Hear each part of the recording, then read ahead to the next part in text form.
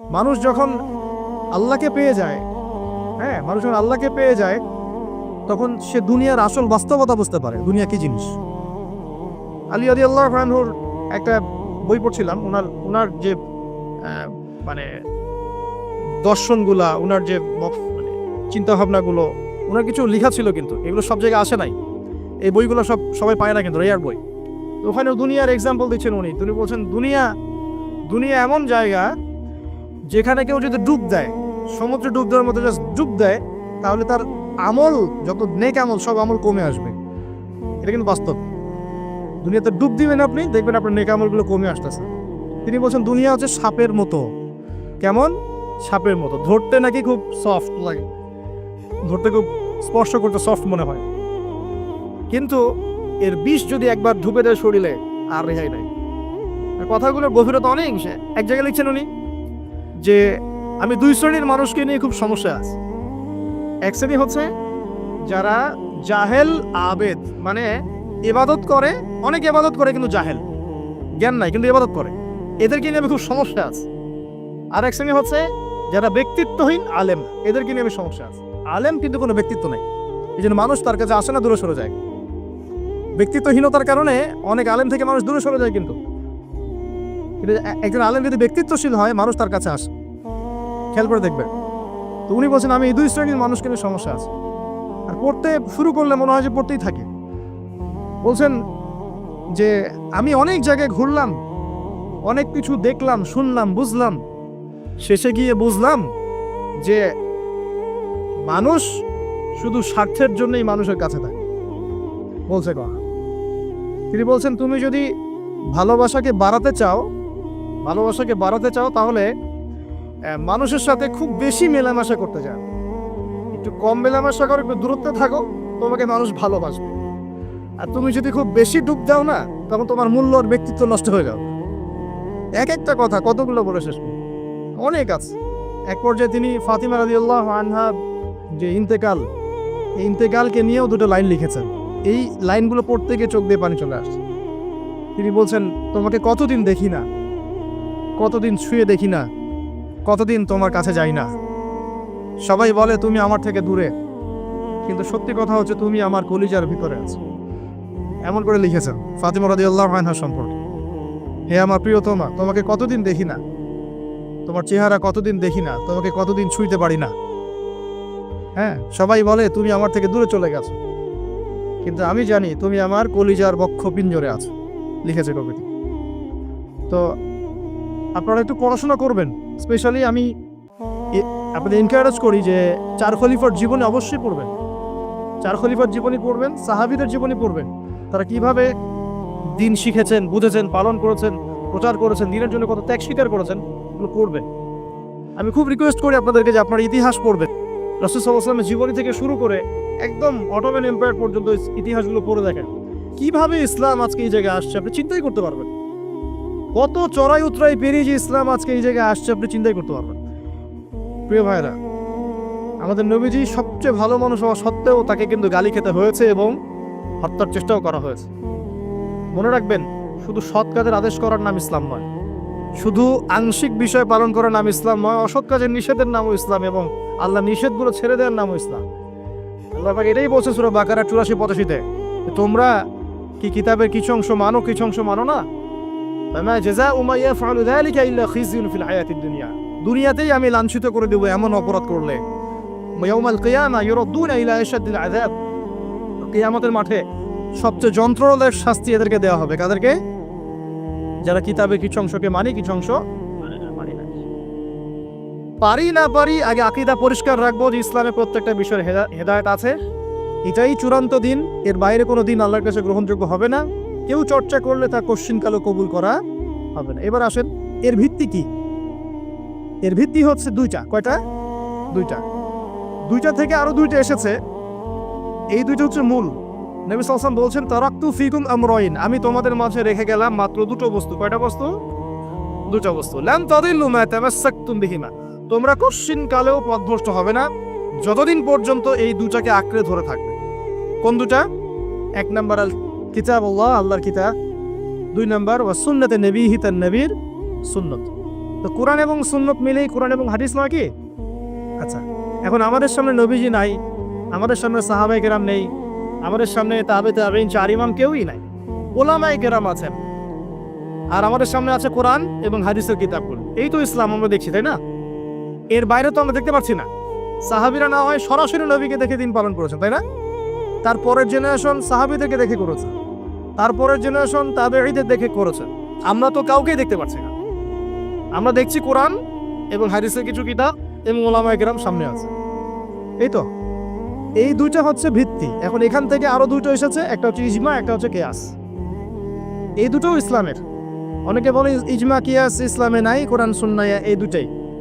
ইজমা এবং কিয়াস গুরুত্বপূর্ণ, কারণ ইজমা, সাহাবীদের ইজমা, এটা একটা খুব গুরুত্বপূর্ণ জিনিস। এবং কিয়াস ছাড়া আপনি অনেক মাসআলা বের করতে পারবেন না। ইয়াবার শব্দ কোরআনে আছে না নাই? ইয়াবা নাম শুনেছেন? শুনেন নাই?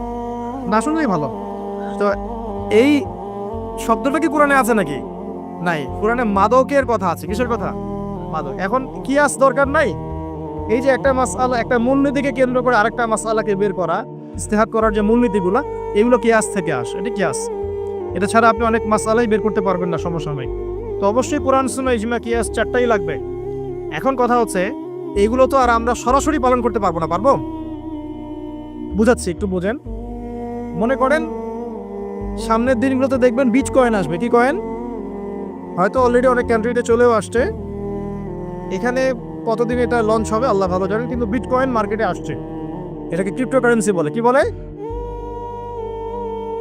পেপার মানি নিয়ে যে কথাগুলো বলেছিলাম, কিছু তো ফলেছে নাকি ভাই? কিছু তো ফলেছে। আচ্ছা, সামনে আরো ফলবে ইনশাআল্লাহ। সাস্টেইনেবল অ্যাসেট যেগুলো আছে সেখানে সম্পদ ইনভেস্ট করেন। আপনার জমি জমা থাকলে চাষবাস করা শুরু করেন। সাস্টেইনেবল অ্যাসেট যেগুলো, সেগুলোতে ফোকাস করেন। এমন কোনো জায়গায় অনেক বেশি সম্পদ ইনভেস্ট করে দিয়েন না যেটা পরে আপনার মানে পথে বসার কারণ না হয়ে যায় আমার। তো ক্রিপ্টোকারেন্সি মনে করেন চলে আসছে, এখন আপনি বোঝেন না ক্রিপ্টোকারেন্সি কি জিনিস, সেটা হালাল না হারাম, এটা জায়েজ না জায়েজ, এগুলো মাসালা কি সবাই জানে? জানে কি? এটার জন্য কোরআন সুন্নাহ জ্ঞান লাগবে, ইকোনমিক্সে জ্ঞান লাগবে না, পড়াশোনা লাগবে। এখন সরাসরি কোরআন এবং হাদিসের বইগুলো চর্চা করে আপনি কি এর সমাধান বের করতে পারবেন কি না? পারবেন? আপনার কি সেই জ্ঞান আছে, যোগ্যতা আছে? আর সেই যোগ্যতা কি সবার আছে? অল্প কিছু মানুষের থাকতে পারে, যারা ওলামায়ে কেরাম, তাদের এই যোগ্যতা। তাদের মধ্যেও হয়তো কিছু মানুষের নাও থাকতে পারে না, কিন্তু বরেণ্য ওলামায়ে কেরাম যারা, তাদের মাঝে এগুলো থাকবে ইনশাআল্লাহ। এখন আপনি কি করবেন? কোরআন সুন্নাহকে পালন করার স্বার্থে ওলামায়ে কেরামের দ্বারস্থ হবেন এবং তাদের কাছে মাসালগুলো জেনে নেবেন। তাহলে আপনি একা একা চর্চা করে বিভ্রান্ত হওয়ার সুযোগ থাকবে। এই বিষয়টা খেয়াল রাখবেন। এখন নতুন কিছু ফিতনা আসছে যে কিছু মানুষ, সবাই না, অল্প কিছু মানুষ কোরআন সুন্নাহ নিজে নিজে পড়াশোনা করেই সব কিছুর সমাধান বের করতে চাচ্ছে। এটা ঠিক না। সব কিছুর সমাধান বের করতে হলে মুস্তাহিদ হতে হবে, আর সবাই মুস্তাহিদ হতে পারবে না। সবাই কি আবু হানিফা রাহিমাহুল্লাহ হতে পারবে নাকি? সবাই কি ইমাম শাফিঈ হবে নাকি? সবাই কি আহমদ বিন হাম্বল হতে পারবে? সবাই কি ইমাম মালিক হতে পারবে? পারবে। অতএব জ্ঞান চর্চার স্বার্থে, দিন পালনের স্বার্থেই ওলামায়ে কেরামের দ্বারস্থ হতে হবে, হকপন্থী ওলামায়ে কেরাম। এমন ওলামায়ে কেরামের কাছে আবার যায় না যার সকালে চা খাওয়ার সময় একটা ফতোয়া থাকে, বিকেলবেলা একটা মাই খায়, রাত্রে ফতোয়া আবার উঠে যায়। এই জায়গায় তাহলে সমস্যা। ঠিক আছে? তো আল্লাহ পাক আমাদের বরেণ্য ওলামায়ে কেরামদেরকে হেফাজত করুন, দোয়া করি, এবং তাদের নেক হায়াতে বরকত দান করুন, এবং তাদের মাধ্যমে দিনের আরো বড় বড় খেদমত আঞ্জাম দেওয়ার তৌফিক আল্লাহ পাক দান করুন। এবং যুব সমাজকে রিকোয়েস্ট করবো যে আপনারা ডিটাচড হয়ে থাকবেন, ওলামায়ে কেরাম থেকে ডিটাচড হয়ে আপনারা দিন পালন করতে যাবেন না, কারোর সাথে সম্পর্ক রেখে দিন পালন করবেন ইনশাআল্লাহ। আল্লাহ সহজ করুক। এখন এই ভিত্তি পেয়ে গেলাম, এবার শেষ করার আগে আমি মূলনীতিগুলো বলে শেষ করছি। এই মূলনীতি কি ইসলামে? শোনেন, এই জায়গাটা একটু ভালো করে শোনেন। নবী সাল্লাল্লাহু আলাইহি ওয়াসাল্লাম বসে আছেন মসজিদে। একজন ব্যক্তি আসলেন, ব্যক্তির গায়ে ধবধবে সাদা জামা, চুলগুলো কুচকুচে কালো, এবং তাকে মদিনার কেউ চিনে না। লা ইউরা আলাইহি আসারুস সাফর, তার গায়ে সফরের কোনো চিহ্ন দেখা যাচ্ছে না। তিনি আসলেন, এসে নবী সাল্লাল্লাহু আলাইহি ওয়াসাল্লামের হাঁটুর সাথে হাঁটু লাগিয়ে দিয়ে বসে পড়লেন। বসে নবীজিকে 4টা প্রশ্ন করলেন। কয়টা প্রশ্ন? 4টা। তার মধ্যে প্রথমটা হচ্ছে আখবিরনি আনিল ইসলাম, হে মুহাম্মদ সাল্লাল্লাহু আলাইহি ওয়াসাল্লাম, আমাকে ইসলাম সম্পর্কে বলো যে ইসলাম কি। ইসলাম কি জিনিস, ইসলামের ব্যাখ্যা কি, সংজ্ঞা কি? নবীজি বলছেন সাল্লাল্লাহু আলাইহি ওয়াসাল্লাম, আর ইসলাম হচ্ছে আন তাশহাদু আল্লা ইলাহা ইল্লাল্লাহ, তুমি সাক্ষ্য দিবে যে আল্লাহ ছাড়া কোনো ইলাহ নাই, ওয়া আন্না মুহাম্মাদান আবদুহু ওয়া রাসূলুহু, এবং মুহাম্মদ সাল্লাল্লাহু আলাইহি ওয়াসাল্লাম আল্লাহর বান্দা এবং রাসূল। এটা এক নাম্বার ইসলামের ভিত্তি। এটা নাম্বার 1 হলো কালিমা। কালিমার মধ্যে দুইটা অংশ। কয়টা অংশ? একটা হচ্ছে লা ইলাহা ইল্লাল্লাহ, মানে আল্লাহ পাকের তাওহীদ ছাড়া অন্য কোনো কিছু চলবে না। 2 নম্বর হচ্ছে মুহাম্মদুর রাসূলুল্লাহ, মানে নবীর সুন্নাত ছাড়া অন্য কোনো সুন্নাত চলবে না। সিম্পল। লা ইলাহা ইল্লাল্লাহ মানে আল্লাহ ছাড়া কিছুই নাই, মানে আল্লাহ ছাড়া কোনো রিজিক দাতা নাই, কোনো পালনকর্তা নাই, কোনো সন্তান দাতা নাই, কোনো জীবন দাতা নাই, কোনো মৃত্যু দাতা নাই, কোনো বিধান দাতা নাই, আল্লাহ ছাড়া কিছুই না। মানে আল্লাহ পাকই সব, আল্লাহ থেকে সব হয়। নাকি অন্য কোনো ইলাহ আছে? আস্তাগফিরুল্লাহ, অন্য কোনো ইলাহ আছে? নাই। এটা হচ্ছে শিরক মুক্ত তাওহীদের স্টেটমেন্ট। লা ইলাহা ইল্লাল্লাহ মানে শিরক মুক্ত তাওহীদ। শুধু এটা মুখের জিকির না, পালন করে দেখাতে হবে। যদি ইবাদত বন্দেগীতে আপনি আল্লাহর দাসত্ব করেন, সেজদা দেন, আল্লাহকে সেজদা দেন, ইবাদতে লা ইলাহা ইল্লাল্লাহ ঠিক আছে। অর্থনীতিতে গিয়ে আপনি সুদ খাচ্ছেন, আল্লাহর বিধান মানছেন না, ওখানে লা ইলাহা ইল্লাল্লাহ ঠিক নাই। বুঝতে পারছি না? জীবনের সব ক্ষেত্রেই লা ইলাহা ইল্লাল্লাহ আনতে হবে, তারপরে তো হবে লা ইলাহা ইল্লাল্লাহর কায়েম। ব্যাপারটা তো হইল না কিছু।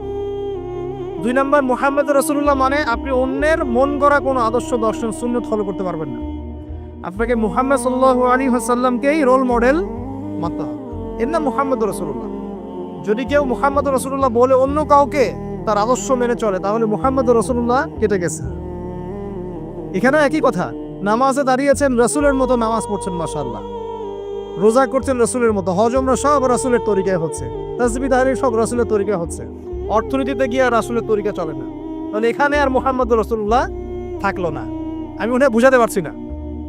মানে জীবনের সব ক্ষেত্রেই লা ইলাহা ইল্লাল্লাহ মুহাম্মদুর রাসূলুল্লাহ থাকতে হবে, শুধু একটা অংশে নয়। এটা 1 নাম্বার। 2 ওয়ান তুকিমাস সালাহ, এবং যখন তুমি সালাত কায়েম করবে। ইসলামের 2 নম্বর পিলার কি? সালাত কায়েম করা। সালাতের বিষয়ে জাস্ট 2টো হাদিস বলে দিই আমি, তাহলে আপনার যথেষ্ট হবে ইনশাআল্লাহ। একটা হাদিসে নবীজি বলেন, মান তারাকা সালাতান মুতাআম্মিদান ফাকাদ কাফার, কেউ যদি ইচ্ছাকৃতভাবে নামাজকে ছেড়ে দেয়, সে ব্যক্তি কিন্তু কুফরি করলো। কি করলো? আমরা যারা নামাজ পড়ছি না, আমরা কিন্তু কুফরির মধ্যে আছি। মুয়াজ বিন জাবাল রাদিয়াল্লাহু আনহু নবীজি বলেন, মান তারাকা সালাতান মুতাআম্মিদান ফাকাদ বারিআত মিন জিম্মাতিল্লাহ, কেউ যদি নামাজ ছেড়ে দেয়, ফরজ নামাজ তার উপর ছেড়ে দেয়, ত্যাগ করে, সে ব্যক্তি আল্লাহর জিম্মাদারি থেকে মুক্ত হয়ে গেল। আল্লাহর জিম্মাদারি নাই তার উপরে, আল্লাহ পাকের কোনো রেসপন্সিবিলিটি নাই তার উপরে, আল্লাহ ছেড়ে দিয়েছেন তাকে, যাও। একটা হাদিস আছে, বাইনা রাজুলি ওয়া বাইনা শিরকি ওয়াল কুফরি তারকুস সালাহ, একজন আল্লাহর বান্দা আর একজন কাফের মুশরিকের মাঝে পার্থক্যই নামাজ। নামাজ নাই, ইসলাম নাই।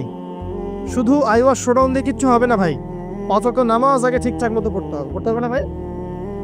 আমাদের যুব সমাজ এখন রাত 3:30টায় খেলা দেখতে ওঠে, তাহাজ্জুদে ওঠার সুযোগ হচ্ছে না, ফুরসত হচ্ছে না। 3:30 4টা হলেও উঠতে হবে, অ্যালার্ম দিয়ে রাখবে, আর্জেন্টিনার খেলা আছে। কিন্তু আরেক ঘন্টা পরে ফজরের নামাজ, ওই খেলা দেখি ঘুম, ফজরের নামাজ।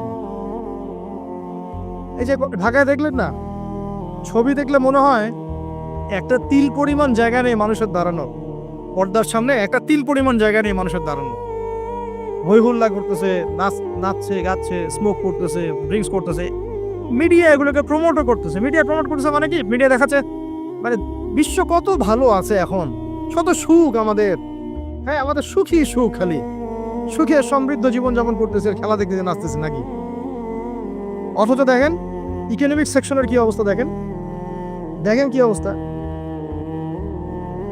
দেশ। এই যে আমাদের সমাজের, যুব সমাজের নৈতিকতার অবস্থাগুলো দেখেন, ধর্ষণের হার দেখেন, জেনার হার দেখেন, মাদকাসক্ত মানুষদের হার দেখেন, কত হারে মানুষ মাদক খাচ্ছে, পরকীয়ার হার দেখেন, ব্লু ফিল্মসের হার দেখেন।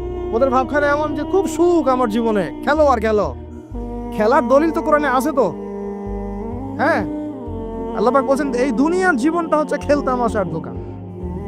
খেলার দলিল কোরআনে তো আছে।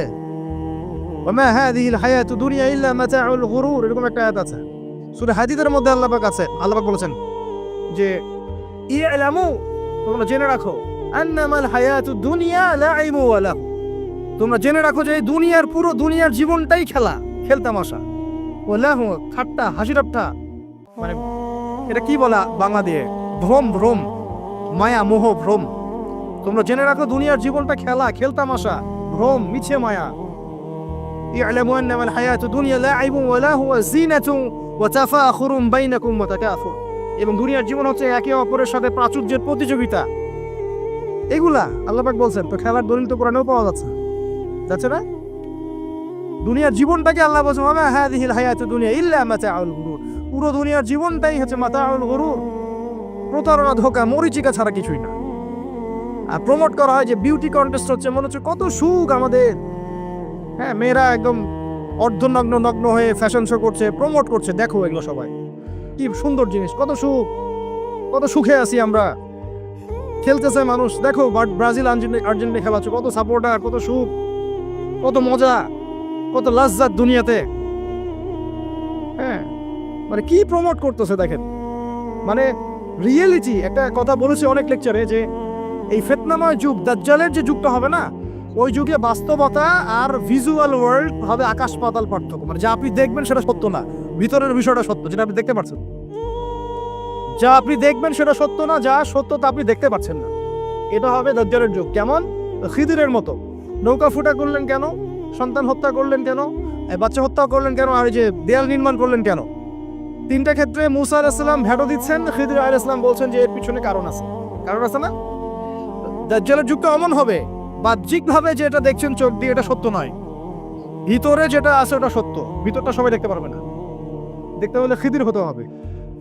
ভিতরটা হচ্ছে যে সমাজ তো ডিস্ট্রয়েড, ম্যাসাকার হয়ে গেছে, সমাজের কাঠামোই ভেঙে গেছে আমাদের। এখন নারী পুরুষের যে ফাংশন চেঞ্জ হয়ে গেছে, ধর্ষণের হার দিন দিন বেড়ে গেছে, ইফটিজিং বেড়েছে, বেপরদামি বেড়েছে, নগ্নতা বেড়েছে, মাদক বেড়েছে, পরকীয়া বেড়েছে, কচি কচি বাচ্চা কাচ্চা মেয়েগুলোকে ধরে ধরে ধর্ষণ করা হচ্ছে। সমাজের কাঠামোই চেঞ্জ হয়ে গেছে, সমাজের সমকামিতা বেড়েছে, প্রচুর সমকামী, খেলতামাশা, দুনিয়ার জীবনটা খালি খেলতামাশা। আর আমাদের এই যুব সমাজ, যাদের হাতে ইসলামের ভবিষ্যৎ আছে, ওদেরকে এইদিকে মোহাগ্রস্ত করে রেখে দেওয়া হচ্ছে। এরা নামাজ পড়ে না, কোরআন তেলাওয়াত করে না, আলেম ওলামার সাথে কোনো সোহবত নাই, কোনো সম্পর্ক নাই, হাদিসের কিতাব নাই বাসায়, দাড়ি নাই, ইসলামিক লেবাস পোশাক নাই, ইসলামিক মূল্যবোধ নৈতিকতা নাই, আল্লাহর রাস্তায় সময় দেওয়ার কোনো মানসিকতা নাই। এই যুবক ছেলেপেলেগুলো কিনে নাচতেছে মিডিয়া। কি করবে এরা দেশের জন্য? যারা এরকম অন্য একটা রাষ্ট্র, যে রাষ্ট্র আমাকে চিনেই না, ওর খেলায় সে হুজুকে লাফায়, এ দ্বারা রাষ্ট্রের উন্নয়ন হবে নাকি? আজীব কথা বলেন, এইসব লোকজন দ্বারা রাষ্ট্রের উন্নয়ন হবে নাকি? যখন আমরা এই খেলতামশায় ব্যস্ত আছি, দেখবেন পশ্চিমারা ঠিকই ওদের উদ্দেশ্য বাস্তবায়ন করছে। কি আশ্চর্য একটা অবস্থা, কি আশ্চর্য! মানে এত সুখে আছি আমরা, এতই সুখ, খাবার, পানি, বাসস্থান, বেকারত্ব, কত সমস্যা নিয়ে ভুগতেছি আমরা, এতই সুখ যে বিশ্বকাপে নাচতে হবে আমাদেরকে। আবার এটাকে মুসলিম কান্ট্রির মধ্য দিয়ে জায়েজ করে নেওয়ার একটা পায়তারা চলছে। আয়োজন করেছে এক মুসলিম কান্ট্রি, খেলেছে আর এক মুসলিম কান্ট্রি। হ্যাঁ, এবং এটাকে দলিল নিয়ে এসে এটাকে জায়েজ করে একটা টেন্ডেন্সি চলছে, ইসলামী শুরু করছে। অথচ যেখানে যেখানে এগুলো হচ্ছে তার পাশে ইয়েমেন পড়ে আছে, তার পাশে সিরিয়া পড়ে আছে, যেখানে লক্ষ লক্ষ মানুষ না খেয়ে পড়ে আছে। ইয়েমেনে লক্ষ লক্ষ শিশু না খেয়ে মরতেছে এখন। ওদের 2013-14 সাল থেকে নিয়ে 2022 পর্যন্ত প্রায় 3.5 লক্ষ মানুষ মারা গেছে ইয়েমেনের এই ঘটনাগুলো, গৃহযুদ্ধ এবং এই যে আরব কান্ট্রিগুলোর মধ্যে কনফ্লিক্টের মতো, এবং প্রায় 60% সেখানে বাচ্চা কাচ্চা। আপনি এত টাকা পয়সা খরচ করে এগুলো আয়োজন করতে, আমরা প্রমোট করতেছি, এর 5% টাকা ওদেরকে দিলেই তো ওদের 3 বেলার খাবার হতো। সিরিয়ার মানুষগুলোকে দেখেন গিয়ে, ওখানে তো ওটা রঙ্গমঞ্চ হয়ে গেছে। মানে যে যার স্বার্থ এখানে ঢুকে, ওখানে ইসরায়েলও ঢুকছে, আমেরিকাও ঢুকছে, তুরস্কও ঢুকতেছে, ওখানে আগে রাশিয়া ছিল, ওখানে বাশার আল আসাদ, সব মিলে জগা খিচুড়ি অবস্থা একটা। মানুষের মানবতা, জীবনযাত্রা নাই, জীবনের কোনো মূল্য সেখানে নাই। প্রচুর মানুষ, ছোট ছোট ছেলে পেলে দেখবেন না খেয়ে ওখানে মারা, উদ্বাস্তুর মতো তাঁবুর নিচে জীবনযাপন করে। এটা দেখেন না চোখে? ওখানে একটা খেলা, হুদাই একটা খেলা নিয়ে এত লাফালাফি করতেছে, পাশে এতগুলো মানুষ না খেয়ে মারা যায়, কোনো খবর নাই। নিজে ভরপেট খাই, প্রতিবেশী অনাহারে থাকে, মুমিন হবে? কিসের ইসলাম ফলো করতেছি আমরা আসলে? আমরা যে ইসলামটা ফলো করতেছি এটা পশ্চিমাদের শেখানো ইসলাম। আমরা রাসূলুল্লাহ সাল্লাল্লাহু আলাইহি ওয়াসাল্লামের শেখানো ইসলাম ফলো করতেছি না। আমার স্ট্রেট কাট কথা একদম। আমরা যে ইসলামটা ফলো করতেছি এটা হচ্ছে পশ্চিমাদের শেখানো ইসলাম। রাসূলুল্লাহ সাল্লাল্লাহু আলাইহি ওয়াসাল্লাম ইসলাম ফলো করলে আজকে আমাদের অবস্থাগুলো হতো না। আল্লাহ পাক আমাদেরকে বোঝার তৌফিক দান করুন। আমি শুধু ফাযাক্কির ইন্নামা আনতা মুযাক্কির। আল্লাহ পাক যে বলেছেন তুমি উপদেশ দাও, তুমি শুধু উপদেশ দাতা, লাস্তা আলাইহিম বিমুসাইতির। কারো প্রতি তুমি দারোগা নাও, আমরাও কারো প্রতি দারোগা নই। কিন্তু পুরো বিশ্বের প্রেক্ষাপটটাকে কোরআন সুন্নাহ দিয়ে ব্যাখ্যা করার দায়িত্ব আমাদের। কেউ গ্রহণ করলে করবে, না করলে করবে না। তার কবরে সে যাবে, আমার কবরে আমি যাব, সিম্পল, শেষ। গতানুগতিক লাইফস্টাইলে এখন এই পৃথিবীর বেশিরভাগ মানুষ বস্তুবাদী। এটা দেখার জন্য, বোঝার জন্য জাস্ট আপনার হৃদয়ের চোখ, হৃদয়ের কান, হৃদয়ের ইন্দ্রিয়গুলো একটু উন্মুক্ত করতে হবে। আর হৃদয়ের চোখ, হৃদয়ের কান উন্মুক্ত হবে তখনই যখন আমরা আল্লাহ এবং তার রাসূলের সামনে আত্মসমর্পণ করব, তার আগে নয়। তো বেশিরভাগ মানুষ বস্তুবাদিতায় লিপ্ত থাকে। আবার দেখি কিছু মানুষের সারাদিন ফিকির একটাই, পলিটিক্স, পলিটিক্যাল অ্যাফেয়ার্স, পলিটিক্স, কিভাবে পলিটিক্স করব, কিভাবে অপোজিশনকে ডমিনেট করা যায়, কি করলে তার ক্ষতি করা যাবে, কি করলে তাকে ওভারটেক করে আমি সামনে যেতে পারব। কিছু মানুষের চিন্তা ইকোনমিক সেকশনে, আল মাল, কিভাবে মাল অর্জন করা যাবে। আমার 2 তলা বাড়ি আছে, কিভাবে 4 তলা হবে। 2টা বিজনেস আছে, কিভাবে 10টা হবে, 5টা হবে। আমার 100% জমি আছে, কিভাবে 200% হবে। আল মাল। এই শ্রেণীর মানুষকে নবী সাল্লাল্লাহু আলাইহি ওয়াসাল্লাম আব্দুদ দিনার বলেছেন, দিনারের দাস। আব্দুল্লাহ নয়, আল্লাহর দাস নয়, দিনারের দাস। আরো কিছু মানুষ আছে, আমরা এখন সায়েন্স এবং টেকনোলজির অগ্রগতির খোরা অজুহাত তুলে সরাসরি আল্লাহকে ডিনাই করে ফেলছে এবং এই মতাদর্শ সমাজে বাস্তবায়নের চেষ্টাও করছে। এডুকেশন সেক্টরে হোক, সংস্কৃতির নামে হোক, সামাজিক অ্যাসোসিয়েশনের নামে হোক, মুক্ত চিন্তার নামে হোক, আমরা ডে বাই ডে যুব সমাজের একটা বড় অংশকে এথিস্ট বানাচ্ছি। আবার কিছু মানুষ সারাদিন সংস্কৃতি নিয়ে পড়ে আছে, গান বাজনা, নাট্য, কলা ইত্যাদি ইত্যাদি। কিছু মানুষ সারাটা জীবন ঢোল তবলায় কাটিয়ে দিচ্ছে। কিছু মানুষ সারাটা জীবন একটা গিটারকে নিয়ে কাটিয়ে দিচ্ছে, একটা মিউজিক্যাল ইনস্ট্রুমেন্ট নিয়ে কাটিয়ে দিচ্ছে। কিছু কিছু দিনী বোন সারাটা জীবন অপসংস্কৃতির অন্ধ অনুকরণে কাটিয়ে দিচ্ছেন। এবং আপনাদের কাছে, সরি ফর মাই ল্যাঙ্গুয়েজ, অনেক সময় মনে হচ্ছে সৌন্দর্যই সব কিছু। আল্লাহ রাব্বুল আলামিন হয়তো বা মনে হয় আমার বাহ্যিক সৌন্দর্য দেখেই বিচার করবেন আপনাদের উপর। কিছু কিছু যুব সমাজ সারাদিন PUBG, free fire, mobile games, addiction, YouTubing, Facebooking, অস্থির অবস্থা, অস্থির। ঠান্ডা মাথায় 1 সেকেন্ড বসে চিন্তা করতে যাচ্ছে না যে তাকে আল্লাহ বা কেন সৃষ্টি করেছে। তো এইরকম ভেরিয়াস কাইন্ডস অফ পিপল আমাদের এই সমাজের মধ্যে, যে কোনো কান্ট্রির দিকে আপনি তাকাবেন এই দৃশ্যটাই পাবেন। এর মধ্যে গুটি কয়েক কিছু মানুষ আপনি পাবেন, ওয়া কালিলুম মিন ইবাদিয়াশ শাকুর, আমার শুকরগুজার বান্দা আল্লাহ বলেছেন খুব অল্প হবে। অল্প কিছু মানুষ ইসলাম চর্চা করার চেষ্টা করছে। আমি ওই সেন্সে কথা বলছি না যে সারা বিশ্বে 200 কোটি মুসলিম, 300 কোটি মুসলিম, 500 কোটি মুসলিম, বাংলাদেশে 90% মুসলিম। এই ধরনের গতানুগতিক পরিসংখ্যানে আমি বিশ্বাস করি। যখন ইসলামের ডেফিনেশনটা আপনি আজকে বুঝে যাবেন বাসায়, তখন আপনি নিজেও চিন্তা করবেন যে আসলে আমরা মুসলিম আছি কিনা। সংখ্যা তো বসিয়ে দিলাম 90% মুসলিম, ঠিক আছে। তো গুটি কয়েক কিছু মানুষ আল্লাহর পরোয়া করেন, তার রাসূলের পরোয়া করেন, তার কিতাবের প্রতি সম্মান প্রদর্শন করেন। এই মানুষগুলোর মধ্যে কয়েকটা ভাগ আছে। এক ভাগ মানুষ পরিপূর্ণ মুমিন, মাশাআল্লাহ, আমরা দোয়া করি আল্লাহ পাক তাদের সংখ্যা বাড়িয়ে দেন। এক ভাগ মানুষ আছেন পরিপূর্ণ মুসলিম, উদখুলু ফিস সিলমি কাফার উপর আমল করে, অর্থাৎ তোমরা পরিপূর্ণরূপে ইসলামে প্রবেশ করো, এই আয়াতের উপর তারা আমল করে। এক শ্রেণীর মানুষ আছেন মুযাবযাবিনা বাইনাহুম, মানে ডান বামের মাঝখানে থাকেন, যখন স্রোত যেদিকে সেদিকে ফ্লো। এবং এর মধ্যে কিছু দাড়ি টুপিওয়ালা মানুষও আছে, যেদিকে ফ্লো সেদিকে কথা, যেদিকে ফ্লো সেদিকে অ্যাক্টিভিটিস। তার নিজস্ব একটা স্বতন্ত্র অবস্থান নাই, এটাই হক, এরকম একটা অবস্থান নাই।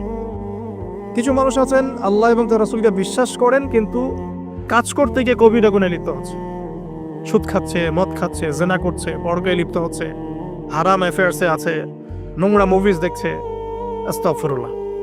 কিছু মানুষ আছেন পার্ট টাইম মুসলিম, শুক্রবারে আপনি তাদেরকে পাবেন, ঈদের দিনে পাবেন, কোন একটা কনফারেন্সে পাবেন, আপনি 5 ওয়াক্ত নামাজে পাবেন না। আপনি এর মধ্যে পাবেন কিছু প্রোটেস্ট্যান্ট মুসলিম। প্রোটেস্ট্যান্ট কেমন? কালিমা তো পড়েছি, লা ইলাহা ইল্লাল্লাহ, আল্লাহ মাফ করে দিবি, এই যে চিন্তা মাথায় বসিয়ে নিয়েছে, সে আমলকে ইমানের অংশ মনে করছে না। কালিমা একদিন পড়েছি, লা ইলাহা ইল্লাল্লাহ মুহাম্মাদুর রাসূলুল্লাহ, ব্যাস আমি জান্নাতে চলে যাব। Protestant version of Islam. এরকম অনেক ভার্সন আছে ইসলামের মধ্যেই। কেউ আছে সুবিধাবাদী মুসলিম, কেউ ফাসেক মুসলিম, কেউ জালেম মুসলিম, কেউ হচ্ছে মোনাফেক টাইপের, কেউ প্রোটেস্ট্যান্ট। খাঁটি আল্লাহর বান্দা, খাঁটি মুমিন, খাঁটি মুসলিম, এই মানুষগুলোকে মোটিভেট করার জন্য আজকের টপিক। আসুন কিছু মহামানবের গল্প শুনি। শুরু করতে চাই আমাদের আদি পিতা আদম আলাইহিস সালামকে দিয়ে। কেন এত বড় লম্বা ভূমিকা দিলাম? কারণ আমরা কেউ প্রোটেস্ট্যান্ট মুসলিম থাকতে চাই না। আমরা পরিপূর্ণ কোরআন এবং সুন্নাহ অনুসরণ করতে চাই। পরিপূর্ণ কোরআন এবং সুন্নাহ আমার ব্যক্তি জীবন, আমার পারিবারিক জীবন, আমার অর্থনৈতিক জীবন, আমার সামাজিক জীবন, ইনশাআল্লাহ আল্লাহ যদি তৌফিক দান করেন আমার পলিটিক্যাল লাইফেও থাকবে ইনশাআল্লাহ। এই কনসেপ্টের নাম ইসলাম। এই কনসেপ্টকে ডিনাই করলেই মুনাফিক হয়ে যাবে। কেউ মানতে পারুক বা না পারুক এটা পরের ইস্যু, কিন্তু আগে আমার আকীদা ঠিক করতে হবে, ইসলাম এটা। এখন আমি প্রথমে শুরু করব আমার ব্যক্তিগত জীবন থেকে। আমি সালাত দিয়ে স্টার্ট করব, আমি সওম রাখবো, বেশি বেশি নফল ইবাদত করব, কোরআন তেলাওয়াত করব, দান সাদাকা করব, ভালো কাজে অংশ নিব, সৎ কাজে আদেশ করব, অসৎ কাজে নিষেধ করব। আমি আমার ব্যক্তি জীবনটাকে ইসলামাইজড করব সবার আগে। আমি সবার আগে বড় স্তরে যাব না, এটাই সুন্নাহ। এরপরে আমার একটা পরিবার আছে। আমার পরিবার, আমার মা, আমার বাবা, আমার স্ত্রী, সন্তান, সবাইকে নিয়ে পরিবার। তাদেরকে ইসলামের মধ্যে রাখার দায়িত্বটা আমার। আমার সমাজ আছে, সমাজে আমি যতটুকু পারি ইসলামকে ইম্পোজ করব। ইকোনমিক সেকশনে গিয়ে আমি হালাল হারামে পরোয়া করব না এমন মানুষ হব না। আমি সেখানে হালাল খাবো, হারাম থেকে দূরে থাকবো। যদি আল্লাহ পাক আমাকে পলিটিক্যাল ক্ষমতা দেন, আমি আমার জায়গা থেকে চেষ্টা করব ইসলামকে ইম্পোজ করার জন্য। অ্যাটলিস্ট কুফর, শিরক এবং তাগুতকে এস্টাবলিশ করব না। কিছু করতে পারি না পারি, অ্যাটলিস্ট কুফর, শিরক এবং তাগুতকে এস্টাবলিশ করব না। মোটা দাগে কথা বললে অনেক হার্ড কথা হয়ে যায়। পুরো ওয়ার্ল্ডের গ্লোবাল অ্যাফেয়ার্সই এখন তাগুতের উপরই আছে। আপনি কত বড় সংস্থার নাম নেবেন? World bank, IMF, United Nations. কোনো অ্যাসোসিয়েশনের মধ্যে 100% কেন 10% ইসলাম নাই। তো এখন আমাদের করণীয়, নিজের ব্যক্তি জীবন থেকে যখন ইসলাম বিদায় নিচ্ছে তখন ওই লেভেলে কথা বলাই তো আমার জন্য দুষ্কর। এটা তো অপরাধ, আমার জন্যই অপরাধ।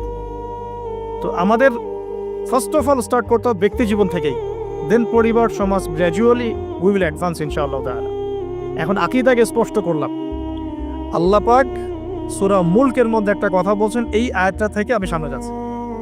আল্লাহ পাক, আপনারা সবাই সূরা মুলক আজকে তেলাওয়াত করবেন বাসায় গিয়ে, কারণ রাতের বেলা সূরা মুলক পড়াটা কিন্তু সুন্নাহ।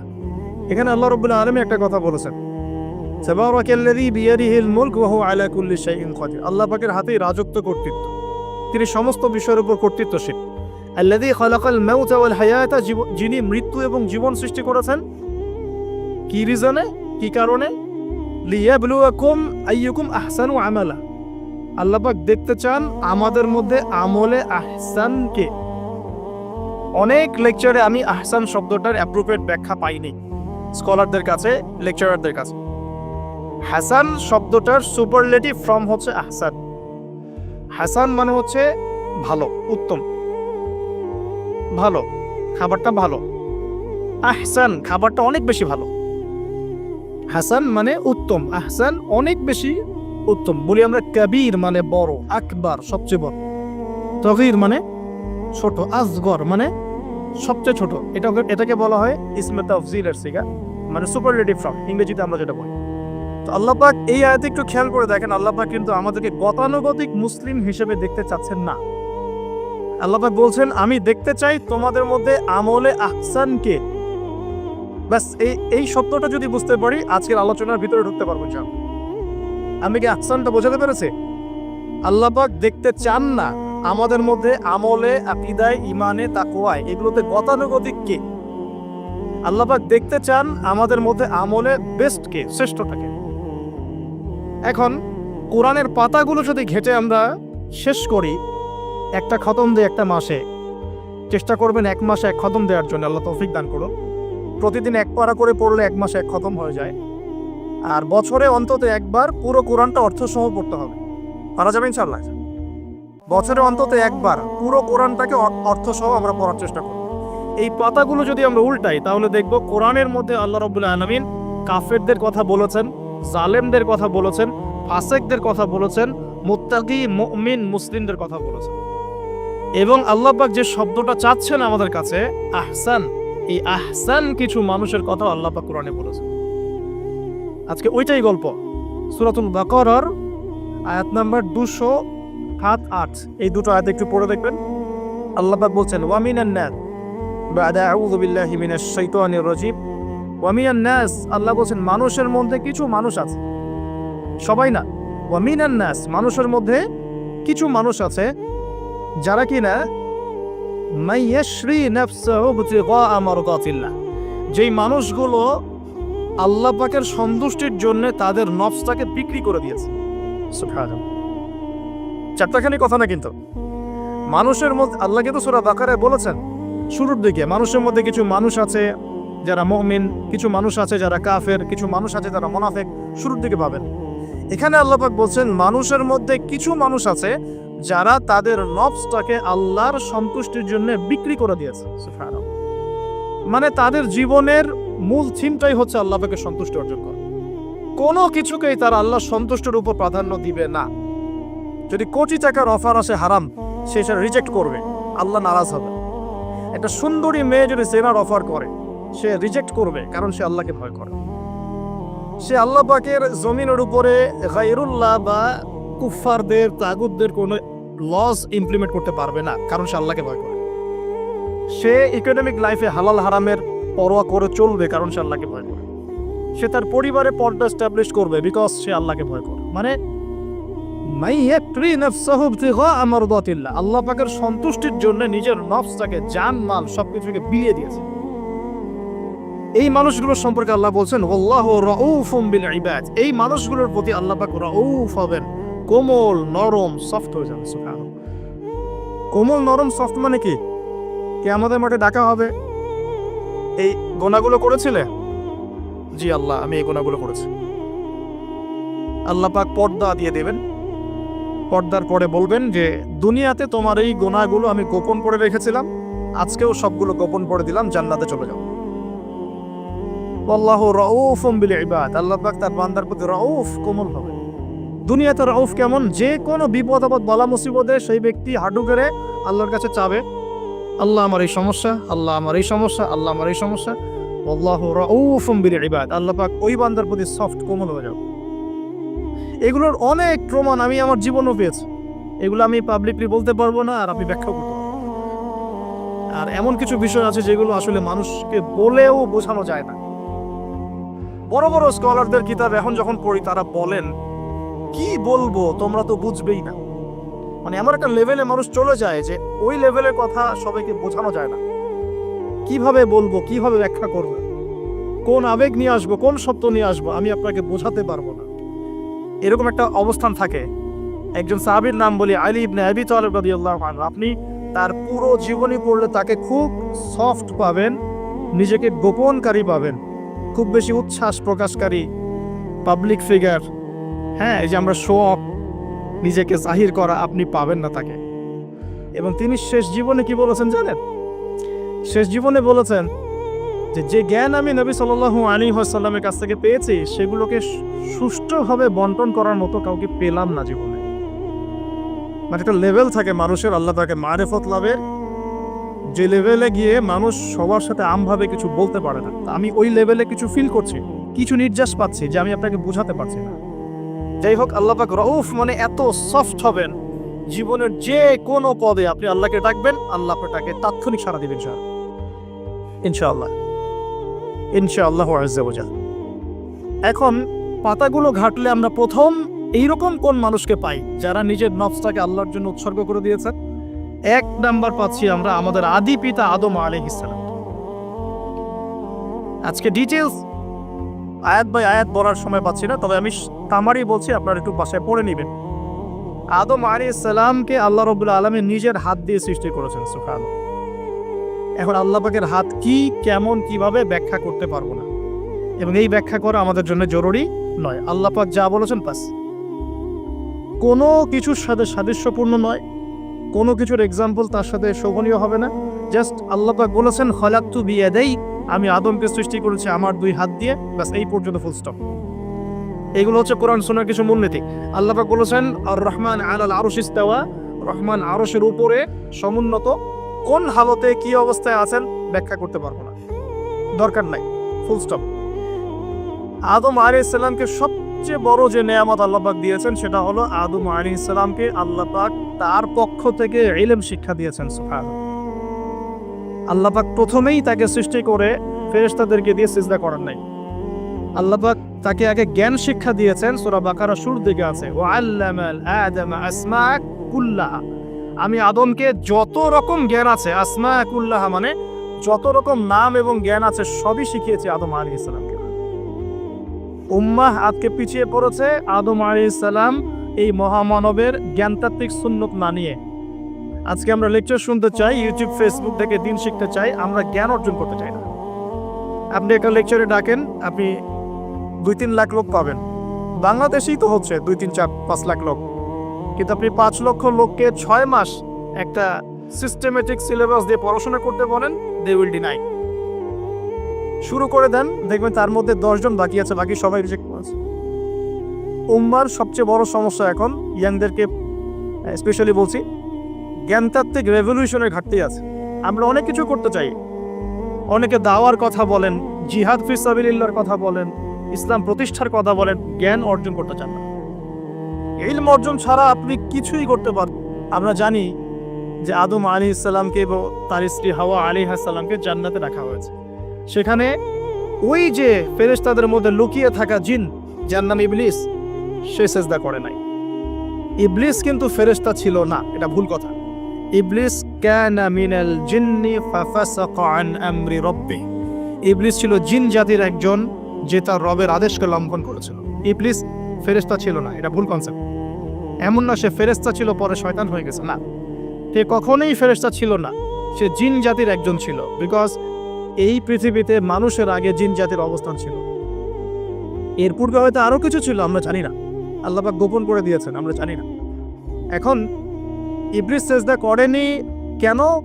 বিকজ সে বলেছিল খলাকতানি মিন নার ওয়া খলাকতাহু মিন তিন, আমাকে সৃষ্টি করেছেন আপনি আগুন দিয়ে, আদমকে সৃষ্টি করেছেন মাটি দিয়ে, কেন আমি আদমকে সিজদা করব? সে আদমকে সিজদা না করে এটা প্রমাণ করতে চাচ্ছে যে আল্লাহ আপনি ভুল, আমি সঠিক। নাউজুবিল্লাহ, এটাকে বলা হয় বাতিল কিয়াস, বাতিল কিয়াস, ভুল কিয়াস।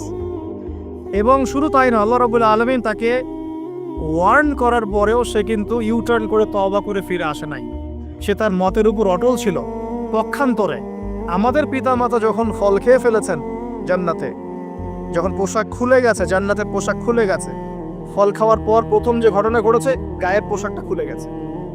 দেখেন, সর্বপ্রথম আমাদের পিতামাতাকে জান্নাতে ফেরেশতাদের সামনে ইবলিস নগ্ন করে দিয়েছে। এটা ছিল আমাদের প্রতি ইবলিসের সবচেয়ে বড় আঘাত। শুরুতে, প্রথম আঘাত, শুরুতে শিরক করাতে পারে নাই, বেদাত করাতে পারে নাই, হারাম খাওয়াতে পারেনি ইত্যাদি। শুরুতে আমাদের পিতামাতাকে সে অবাধ্যতায় লিপ্ত করে গা থেকে জান্নাতের পোশাকটা খুলে ফেলে দিয়েছে।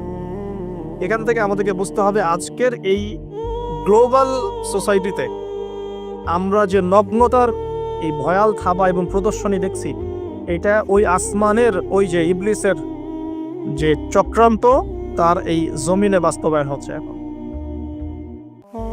বুঝাতে পারিনি মনে হয়, আল্লাহ মাফ করো। ইবলিস আমাদের পিতামাতার গা থেকে কাপড় খুলে ফেলে দিয়েছিল। সূরা আরাফে আল্লাহ পাক এটা বলেছেন, ইয়ানজিউ আনহুমা লিবাসাহুমা লিউরিয়াহুমা মিন সাওয়াতিহিমা, হে বনু আদম তোমরা সতর্ক থেকো, তোমাদের পিতামাতার গা থেকে কিন্তু ইবলিস কাপড় খুলে ফেলেছিল, তোমরা পৃথিবীতে গিয়ে আবার সেই কাজ করো না। তাহলে এখন আমরা একটু বুঝতে চেষ্টা করি, ইন্টেলেকচুয়াল অডিয়েন্স সবাই আমাদের ক্রিটিক্যাল থিঙ্কার্স দরকার। তাহলে এখন যে সোসাইটির মধ্যে নগ্নতার, বেহায়াপনার সয়লাভ চলছে, every single city and country, including Dhaka, the city of Akhiruzzaman, সেটাও তো দেখেন কোথায় আপনি মানে শালীনতা পাচ্ছেন, ইসলামিক কান্ট্রি হিসেবে আলহামদুলিল্লাহ এখানে অনেক কিছু পান। ওয়ার্ল্ডের অন্যদিকে তাকিয়ে দেখো, তার মানে ইবলিসের ওই এজেন্টটা এখন পৃথিবীতে কিছু মানুষ বাস্তবায়ন করছে।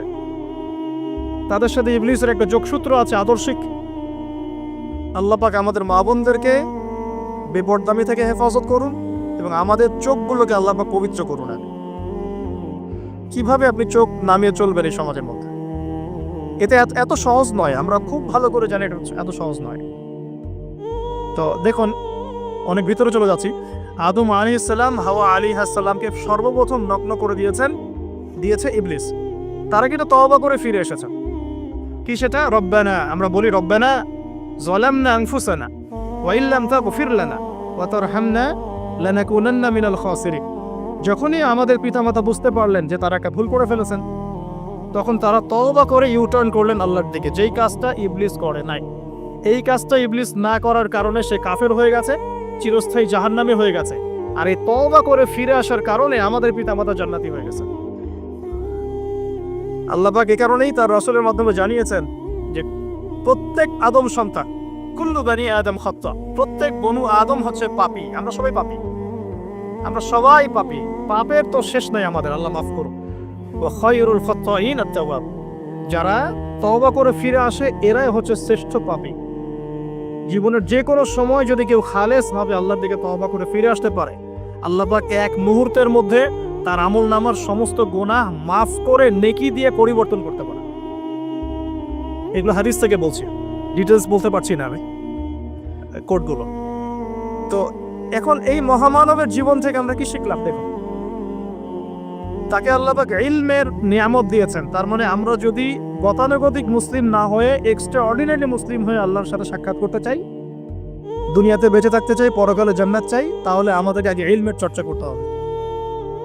এবং এই জ্ঞানের চর্চা মানে ক্লাসিক্যাল সিলেবাসে আপনাকে পড়াশোনা করতে হবে, শুধু একটা লেকচার শুনে নয়, ফেসবুক ইউটিউব দেখে তো মোটেই নয়। এখান থেকে মাঝে মাঝে কিছু নলেজ নেওয়া যায়, কিন্তু এগুলো কখনো কনস্ট্রাকটিভ নলেজ নয়। বরেণ্য উলামায়ে কেরাম যারা থাকবেন আপনাদের বেস্ট পসিবল ওয়েতে, তাদের কাছে গিয়ে পরামর্শ করে বইপত্র পড়তে হবে। আদারওয়াইজ আপনার মেমোরি এবং জ্ঞানটা বিক্ষিপ্ত হয়ে যাবে। এখনকার ইয়াং জেনারেশনের অন্যতম সেরা প্রবলেম হচ্ছে তাদের মস্তিষ্ক বিক্ষিপ্ত। তাদের মস্তিষ্কে কনস্ট্রাকটিভ কোনো সিলেবাসে পড়াশোনা নাই। আজকে এই বই, কালকে ওই বই, কালকে আদনান ভাইয়ের লেকচার, পরশুদিন আজহারি ভাইয়ের লেকচার, তারপরের দিন আরেক ভাই, তারপর আরেক ভাই।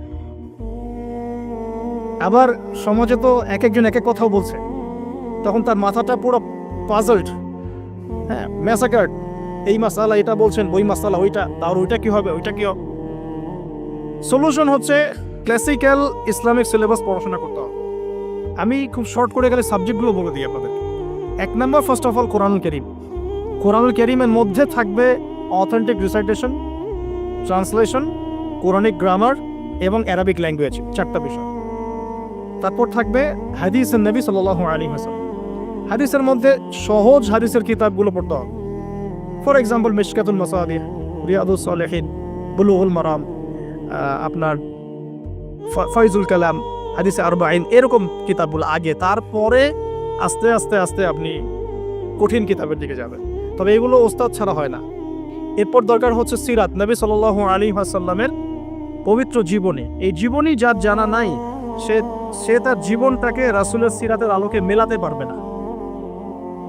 এবং দ্বীন ইসলাম নিয়ে কিছু করতে চাইলে রাসূলের সিরাতের সুন্নাহ মাফিক করতে পারবে না। এরপর দরকার ইকোনমিক্সের জ্ঞান, ইসলামিক ইকোনমিক্স অবশ্যই। তারপরে দরকার হচ্ছে ইসলামিক ইতিহাসের জ্ঞান, ফিকহের জ্ঞান, আকীদার জ্ঞান, উসুলের জ্ঞান। এভাবে একটা কনস্ট্রাকটিভ সিলেবাস দাঁড়ায়।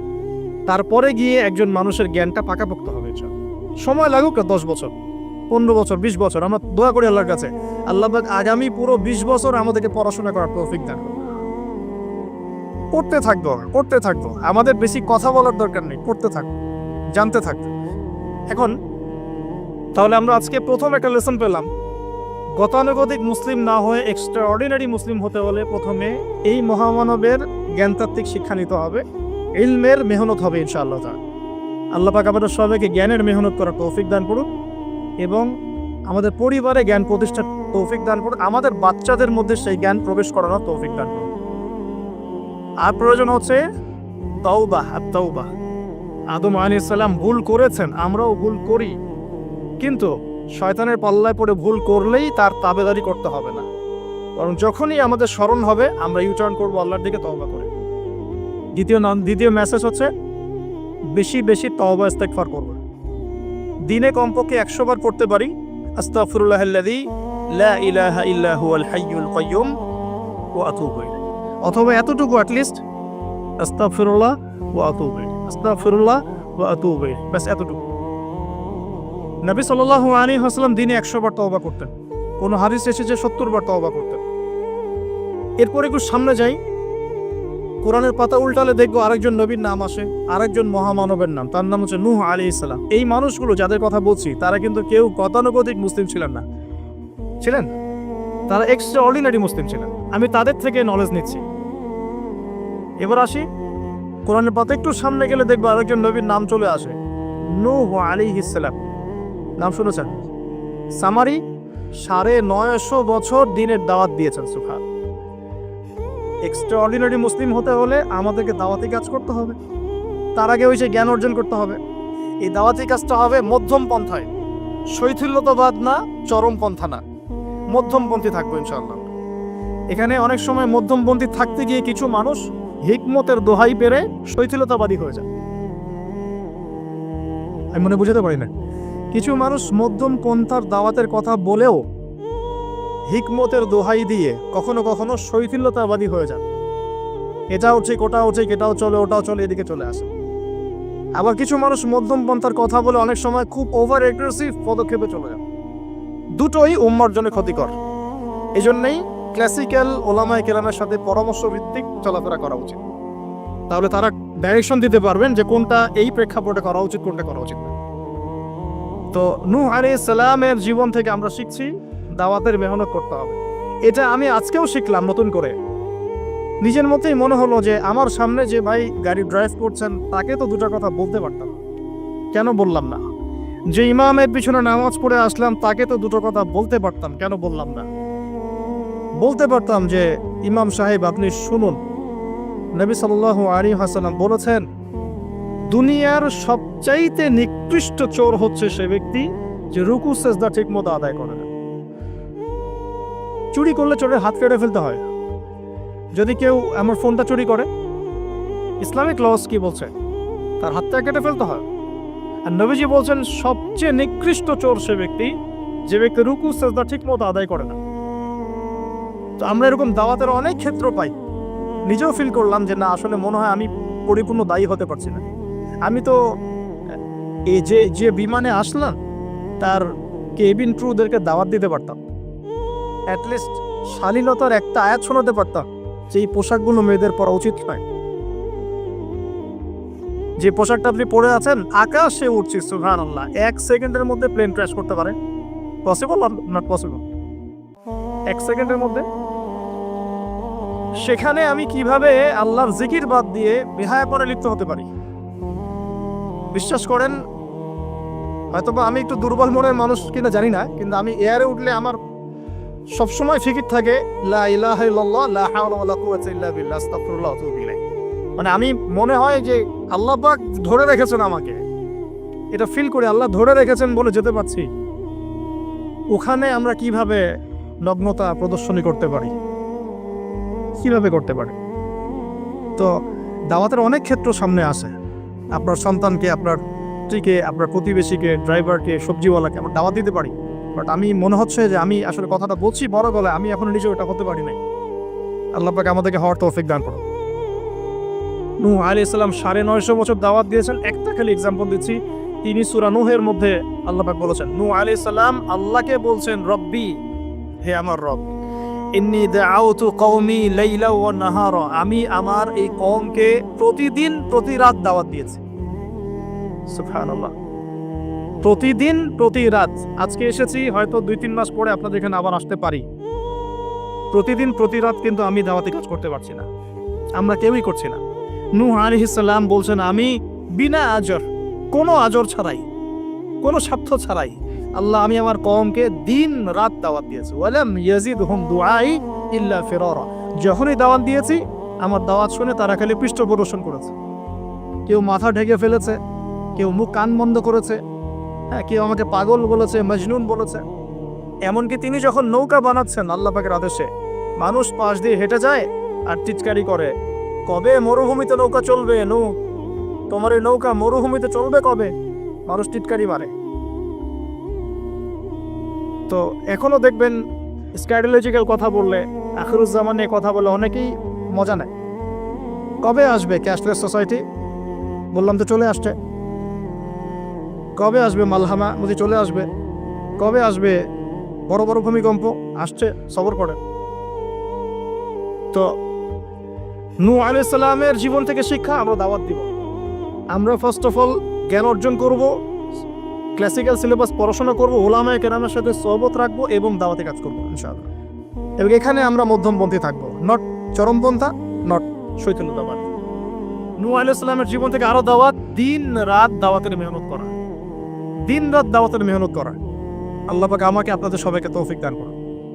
কতদিন? 950 বছর। কত বছর? 950 বছর। পুরো আব্বাসীয় খেলাফত ছিল 509 বছর কি 10 বছর মেবি। পুরো আব্বাসীয় খেলাফত 510 বছরের মতো। উমাইয়াদের ছিল 93 ইয়ার্স। আমাদের নবী সাল্লাল্লাহু আলাইহি ওয়াসাল্লামের দাওয়াতের মিশন বয়স ছিল 23 বছর। 950 বছর দাওয়াত দেওয়ার পর তাফসীরের কিতাবে এসেছে 40 or 80 ফ্যামিলিজ, এই 40 বা 80টা ফ্যামিলি ইসলাম কবুল করেছে। তার মানে এখানে শিক্ষা, এক্সট্রাঅর্ডিনারি মুসলিম হতে হলে দাওয়াতের মেহনতে হতাশ হওয়া যাবে না, লেগে থাকতে হবে, লম্বা সময় ধরে দাওয়াত দিতে হবে। আল্লাহ পাক আমাকে আপনাদের সবাইকে লম্বা সময় ধরে বিশ্বে দাওয়াতি কাজ করার তৌফিক দান করুন।